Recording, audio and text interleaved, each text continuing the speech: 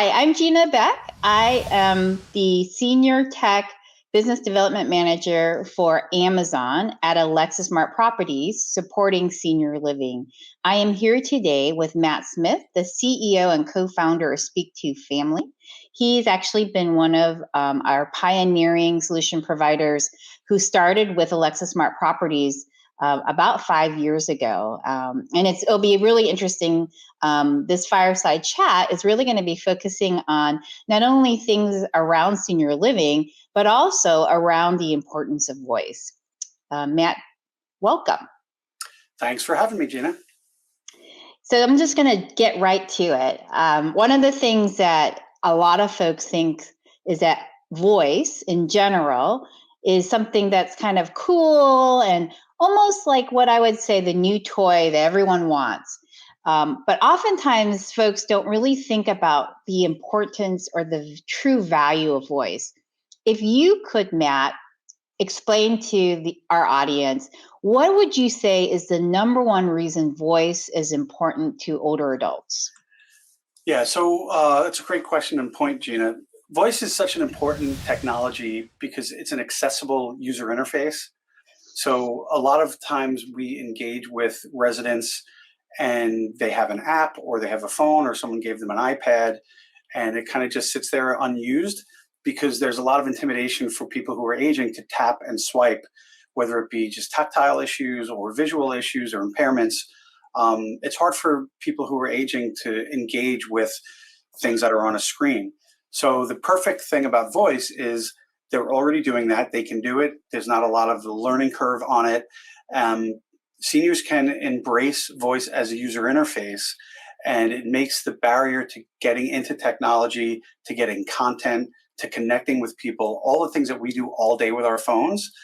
Voice makes that accessible to the residents in senior living communities.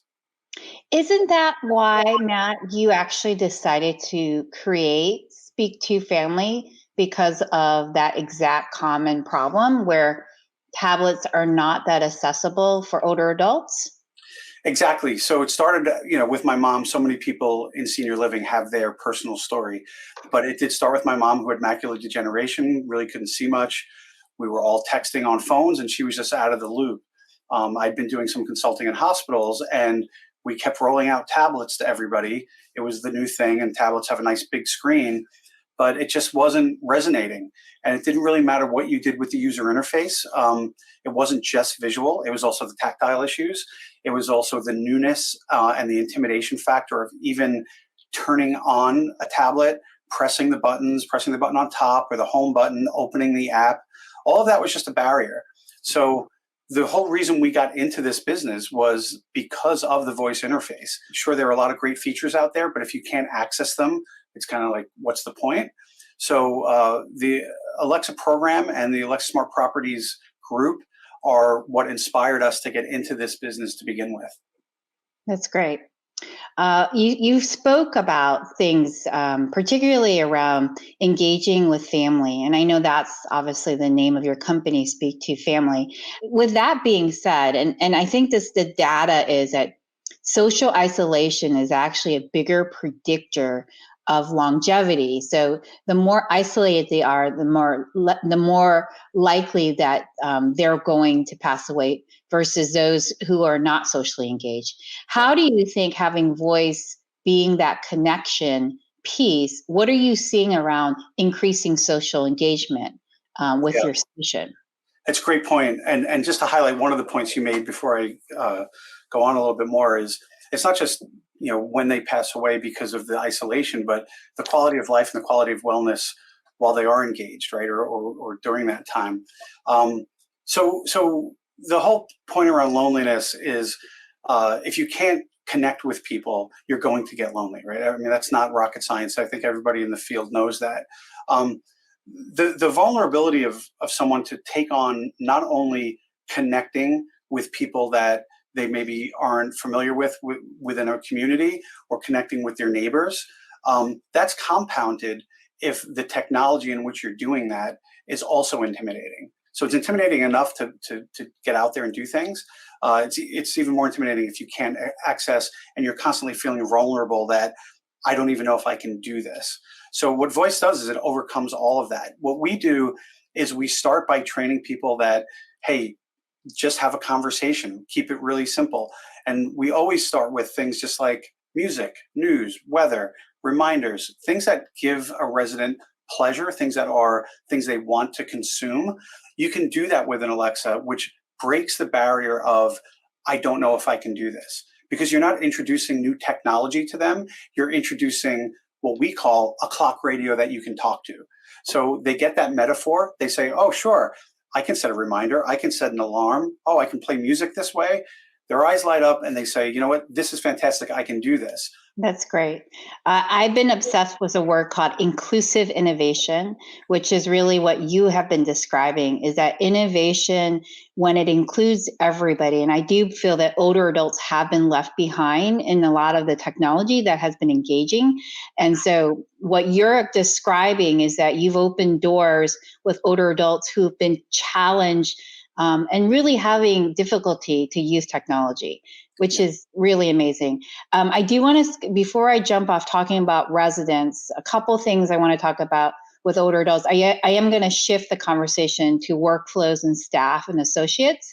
But to wrap up resident engagement in general, one of the things I've heard is that, again, technology is only as good as if it's getting used. And it could be, if it doesn't get touched, then there's no engagement at all. And there's a lot of platforms that exist that I don't think is getting a lot of the engagement that folks need. And even nurse call systems, for example, even though these are required by law in most buildings to have this way of calling the nurse or having a pendant that they push, but oftentimes they are either not close to the nurse call or they don't have access or they forgot to wear their pendant. How does voice become a way to augment and make when they need help to get it the right time? Do you have examples that this has happened? Absolutely. So it is incredible engagement, to your point about engagement, platforms and keeping people engaged. If you can't use the technology, who are you engaging, right? So apps and tablets and websites just not going to engage a certain population. To your point about dependence, it's a stigma sometimes. They don't want to wear it around their neck or they just forgot it.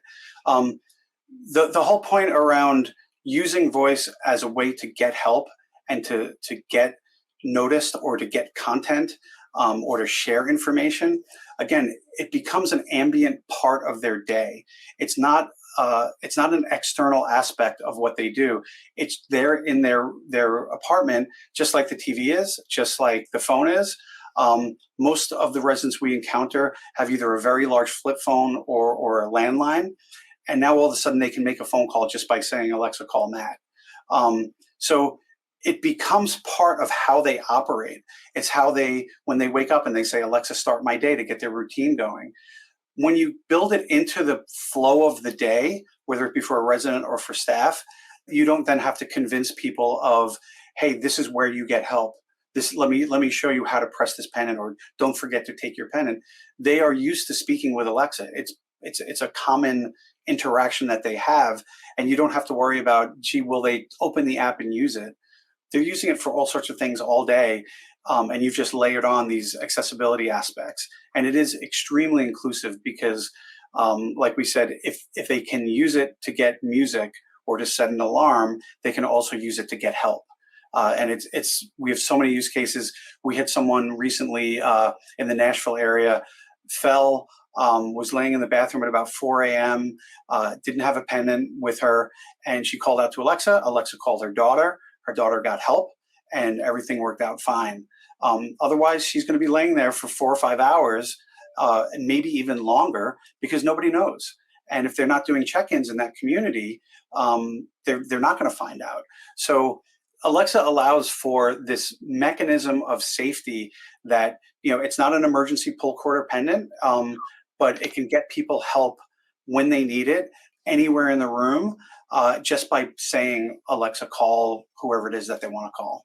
One of the things I've noticed, beyond the fact that we're trying to get older adults engaged, is trying to get the workflows and the staff and associates engaged. And interesting enough, I don't think a lot of folks understand that a lot of the folks serving older adults happen to be older as well.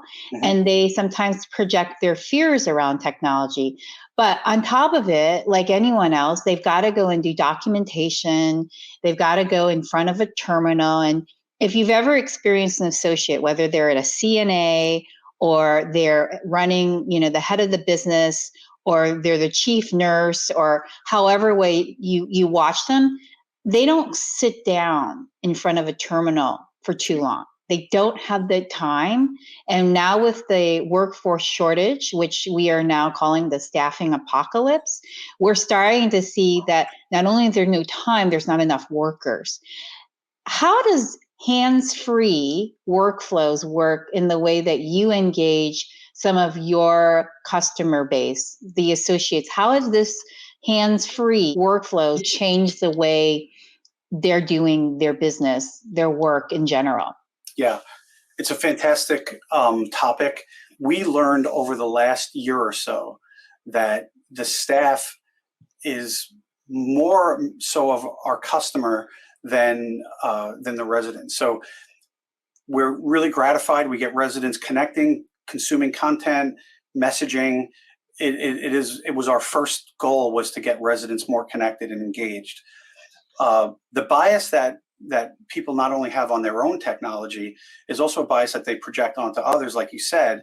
And there's a big bias that my residents won't do this, right? Guess what? The staff doesn't want to do it either, meaning go back to a computer, type things in. They're walking around, they're frantic, they're usually short-staffed, they're helping people all day, they're tired.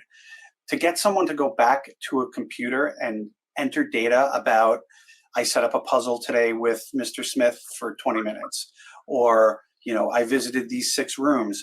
If it's not going back into an EHR, more than likely all of that data is lost.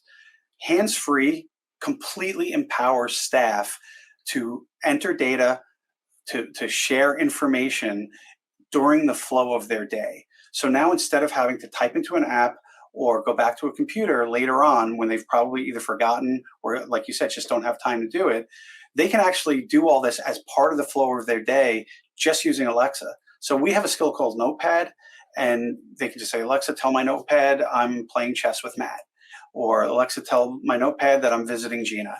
And it logs all of that. It lets the community know all of the activity that staff have. It lets them report on it. It lets them bill on it, whatever it might be for that community. But the beautiful part of it is that it empowers staff. You have now taken staff that are frustrated with the lack of tools. They are frustrated with the lack of support that they sometimes get, not because operators aren't trying to supply support, but because the technology didn't lend itself to the flow of the day that the staff was experiencing. Now, all of a sudden, you have this technology that they can speak to, and the devices are spread around whether they're common areas or hallways or in resident rooms, and they can, in a secure way, log information that was previously not capable of being logged, or get content about a resident that they couldn't get before. That is so empowering to staff. It makes them feel more supported. It makes them feel like they're working in a modern workplace that has modern tools. It's transformational. And what we learned, and we just did a case study on this, is that it not only creates better staff retention, but it also attracts staff, and it saves time. There's efficiencies. We have a customer that gained an efficiency of 1 staff member per shift was freed up to do other things because of the accessibility of residents engaging via voice, but also staff engaging via voice. So it's transformative. It's unfortunate that most people look at Alexa as that consumer device, like, hey, I have Alexa in my kitchen and I play music and I get recipes. Alexa is a business tool, and when it's used in this way, it can transform not only the residents' lives but the staff lives, and get much better data for reporting. I do think that Alexa is almost in that place where cell phones or smartphones were in the 2007, 2008 timeframe, when everybody got an iPhone and they were all playing Angry Birds, and then suddenly it was, hey, I should be using this for work too. I feel like Alexa is just crossing that chasm now, where people are starting to get it. I need to use this as a business tool. That's great. In this time of our economy where inflation is increasing, interest rates are rising, occupancy numbers, although I read that is improving, but the number that you need to reach is higher than it was pre-pandemic. With all of that, how do you convince an operator that this is something that they need to do now, that they need to incorporate voice into their property today and not wait 1 month, 2 months, 3 months, a year? What is the urgency? Why do they need to do this today? Yeah, it's a great point. I think we're seeing less complacency around it now that there's so many use cases and case studies, and the value is becoming more obvious. So things are improving in that acceleration of adoption. But why do it today? I mean, do you want to wait another year or two before you have technology that empowers your staff, increases efficiency, gets you better data, that sets you up to attract that next generation, the baby boomers that are coming in? They are not going to accept, the lack of tools and the lack of interaction and the lack of accessibility to content that maybe a generation prior to that would accept. And they are moving in now. So it kind of hits on all aspects of a business. You need to improve efficiency. You need to get your staff more empowered to retain them and attract staff. You need to attract more residents with more modern tools. It's all of the above. And for those that have adopted sooner rather than later, they're already seeing the benefits. So they are already at an advantage. So what we try to say to our prospective customers is, if you wait a little bit longer, you're going to be left behind, because people are using this tool set not only it's not just an engagement thing in the room. It's not just, hey, I want to play music in the room. It's a nice to have. This is transformative. And what the companies that have adopted earlier are doing is they are actually coming up with new services that are now accessible by voice. They're actually working beyond the walls of their building to reach more people, because they can now do that because they have technology that enables them to do that. So, waiting 6 months is the equivalent of waiting 2 years, because by the time you catch up to all that acceleration that others are having, you're at a real serious competitive disadvantage. If you don't believe me, a vendor, or someone who's in the industry that I'm in, just go talk to other vendors who have actually done this, and they'll tell you the impact directly, which is great for us because we don't have to make that value proposition. They can just talk to people who are doing it and see it for themselves. I do believe that this view on voice, though, really does differentiate communities where they start to become what I believe the 21st century community. Smart home is a component of voice, and particularly around even fall mitigation. Can you articulate a little bit of how voice and smart home kind of play together, and is there a connection to preventing or even mitigating falls and other things that might happen that will hurt an older adult? Related to safety and falls and things like that, there are so many things that can be done related to smart home that are so easy to do that can be really transformative. I mean, the most simple thing in the world is the ability to control lights and the environment with your voice, and have some routines around that based on behavior. Falls happen because the lights are off and I tried to get up and I didn't remember that I left the blanket at my feet. Or, I'm going into the bathroom and I have to reach over for the light, and I either fall getting the light or I walk to the bathroom in the dark and, then turn on the light. Routines, it gets dark, I fell asleep in my chair and all the lights are off because when I fell asleep, it was light out. Having a routine that the lights come on before I even wake up, before dinner or shortly after dinner, big safety feature. All of these things are incredible technologies that are extremely accessible and extremely affordable.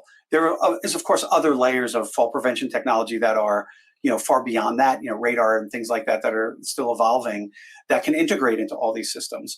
But if you're just talking about, let's just make the environment safer and let's prevent falls, there's almost, I hate to put it in this negative term, but there's almost no excuse not to. Mm-hmm. It's so affordable and so easy to do.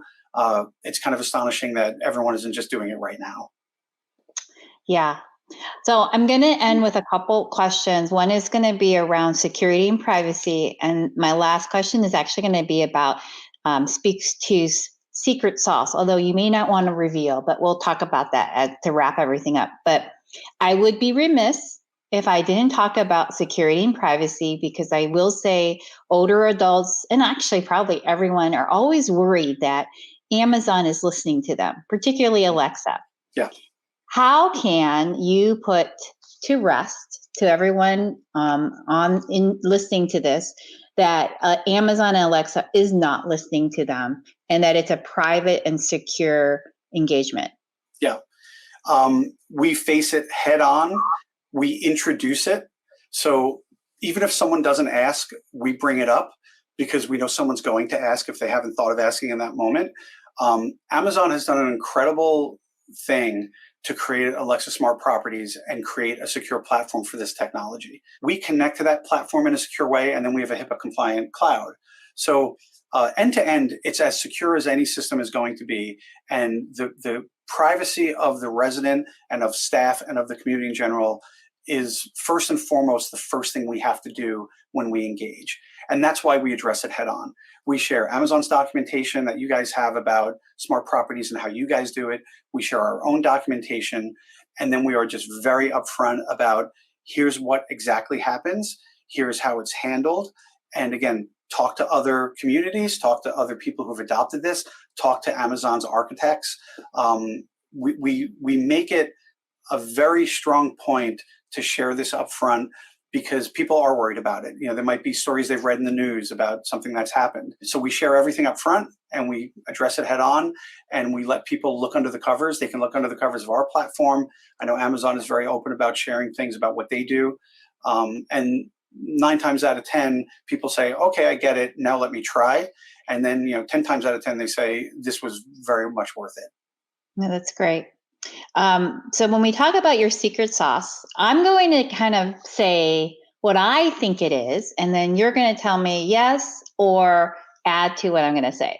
Mm-hmm. So one of the things that I think that gets challenging around this space, particularly on technology deployments with older adults, is that properties and senior living providers are afraid that if we go and deploy technology, that people will just drop it there and then never support it. Mm-hmm. I believe Speak To does a really good job of making sure that people are not only adopting and engaging, but also they maintain and support it going forward from a customer service perspective. And I think that is your secret sauce that has caught a lot of residents and senior living providers very happy with your service. Mm-hmm. Am I wrong, or is there more? No, you're right. I mean, I think the reason people in senior living feel the way that they do is because that's their experience, right? Is here's your app and there's the website to go learn how to use it, go check it out. We're in people's homes, right? So that approach, that B2B approach that a lot of people take with their technology, it just doesn't apply to senior living because not only are we in the residents' homes, but the staff that are working there, they're also in the residents' homes. And to some extent, these become their second home as well. So that is our secret sauce. We engage, we look at ourselves as much of maybe a consulting company, if you'd want to call it that, or a delivery company. I don't know what the right term is, but we feel that it's more important that we actually engage, stay engaged, and stay supporting and continuously engaging with our customers just as much as we need to have a great product. So, the philosophy most companies have is I'm going to build a great product and you shouldn't need that much support because it's a great product. We want to build a great product. We think we have a great product, but without that support in this industry, it's not a great product. It's only half of a product. So the other half of our product is staying engaged, whether it be weekly or biweekly calls with communities to find out how they're doing, who's using what do they see valuable, how can we help more, doing one-on-one calls with families to show them what they can do with this. We will get on the phone with one family and spend 15 minutes, a half an hour with them to show them how this can all work for them. They can download our app and connect with the Alexa and do video calls and all that. They might not know how to do that. So we can't just send them a document. They need to be treated like people. And I guess I would abstract it out. So the hard reason is what you defined, but I abstract it out to be, it's really more of a philosophy and an approach.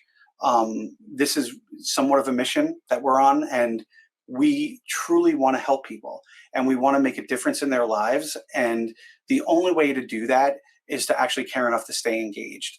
And if that means that, we spend a little extra time on the phone with people, or we take some of the revenue that we get and we apply it to more customer service, so be it. That's what we're going to do, because otherwise there's really no point in doing any of this. I will have to say that what that sounds like is high tech, high touch. And I actually think your name is very befitting of what you do, because speak, obviously the voice, to family, which you're actually ensuring that family connection is happening. Mhm. And as we just started the whole thing about socialization is the biggest predictor of longevity. It sounds like Speak To is not only ensuring that, but also really engaging and improving the quality of life of their older adults that they serve. Is there anything else that you'd like to say to wrap up our little fireside chat? I think you said it best for me, and I appreciate you acknowledging that and recognizing it. We feel fortunate to be in this ecosystem, to be working with Alexa Smart Properties, and we feel like we're taking what you guys have done, which is amazing, and taking it to market and making it accessible and delivering it. So if anybody else wants to get on board with this with us, we're all for it, and we want to work with you, and we want to make this happen and change people's lives for the better. We're just really appreciative of the opportunity to talk to people and make this happen. Thank you for making such a huge difference and being such a quality solution provider representing Alexa Smart Properties. Thank you, Gina.